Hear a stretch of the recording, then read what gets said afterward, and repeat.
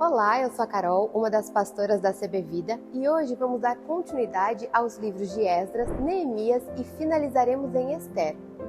Assim como Samuel, Reis e Crônicas, os livros de Esdras e Neemias estão separados, mas originalmente formam apenas um livro.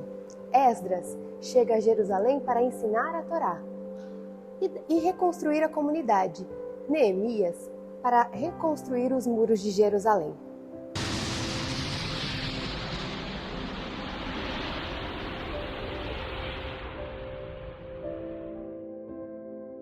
Voltando para Esdras e dando continuidade à sua história, vemos que ele é um dos israelitas exilados da Babilônia, estudioso da Torá, que são os 5 primeiros livros da Bíblia, que dão ênfase aos ensinamentos e leis. Ele é nomeado por Artaxerxes, rei da Pérsia, a guiar um determinado grupo de pessoas de volta a Jerusalém. Em Esdras 9:10, vemos que ele se depara com a questão dos casamentos mistos, onde os judeus haviam se casado com estrangeiras. E ele vê esse momento como algo que gerava infidelidade a Deus e à cultura. Então ele pede que esses homens se separem dessas mulheres, que se divorciem. Ele até faz uma oração sincera a respeito, mas em seguida cria um decreto, anulando esses casamentos e ocasionando mulheres e crianças abandonadas. E aqui a gente percebe 2 pontos muito importantes. Primeiro, Deus não tinha direcionado Esdras a fazer algo nesse sentido. Muito pelo contrário, ele entendeu essa direção dos líderes de Jerusalém.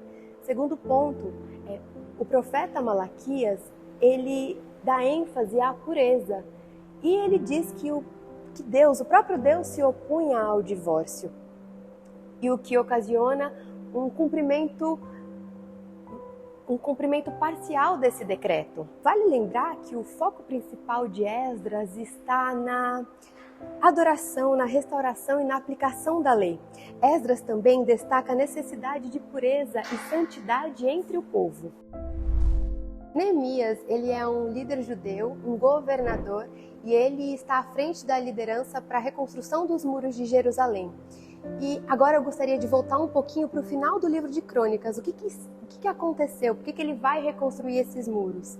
Primeiro, os muros representavam segurança, cercavam a cidade. O povo se sentia bem, se sentia seguro por causa dele.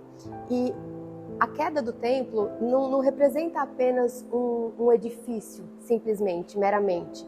Na verdade, é onde o povo entregava adoração, louvor a Deus, os seus sacrifícios. E essa destruição cria uma ruptura entre a conexão do povo com Deus. Sem a proteção dos muros, a cidade ficou vulnerável, e o que levou à dispersão da população judaica. Então Neemias enfrenta desafios e oposições, mas em apenas 52 dias ele reconstrói os muros.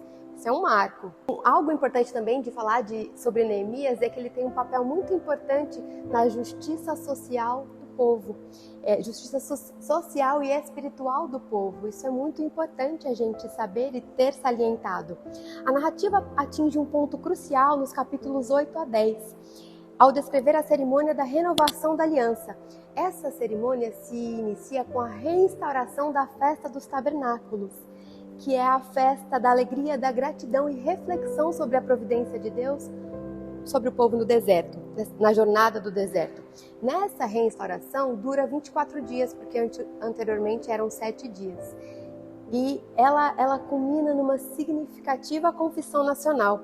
Além disso, destaca-se a elaboração de um documento comunitário assinado pelos líderes, comprometendo-se com a obediência aos aspectos específicos da lei divina entregues por Moisés. O livro termina com uma lista de sacerdotes e levitas e uma renovação do compromisso com o povo de Deus. Esdras e Neemias fazem avançar a história, descrevendo como são necessárias as reformas em Jerusalém, as quais, posteriormente, servem de base para o judaísmo, da qual emergem Jesus e a igreja primitiva. Ester, O livro de Esther é um livro repleto do mover de Deus. A história se passa após os 100 anos do exílio babilônico. Essa história vai te levar a muitas curiosidades. Uma delas é que é o único livro da Bíblia que não cita o nome de Deus. O autor conta a história de como os judeus no Império Persa foram salvos do genocídio instigado por um dos membros da corte real. Após o exílio babilônico, quando o povo judeu foi deportado para a Babilônia e outros lugares, nem todos retornaram para Jerusalém. E por que isso acontece? Alguns motivos, e eu vou citá-los. Por instabilidade financeira e também de vida, por liberdade religiosa e cultural, por não saber o que eles encontrariam de volta em Jerusalém, então eles se estabelecem ali. E também, se a gente fosse analisar mais profundamente, seria um papo para uma outra história.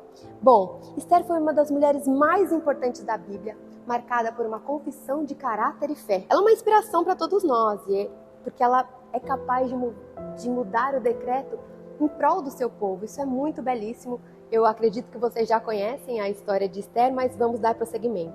Ela foi uma jovem judia da tribo de Benjamim, cujos pais morreram no período do exílio babilônico. Ela foi criada por Mordecai, o seu primo, em Suzã, uma das capitais do Império Medo-Persa, durante o reinado de Assuero, mais ou menos 483 a.C. O desenrolar dessa história se dá com o banimento da rainha Vasti, quando o rei Assuero, em uma festa, pede para que ela desfile e ela se recusa.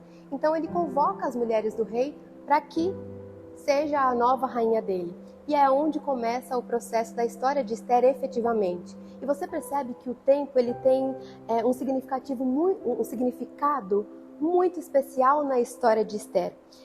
Deus trabalha no processo por meio da vida de Esther e em Esther. Para salvar o seu povo, Esther, que antes não revelara a sua identidade judaica, ela se vê em frente a um conflito, porque Mordecai a põe em prol, lançando sobre ela uma indagação muito significativa que, a meu ver, é o clímax de toda a história, quando ele coloca Esther em prol.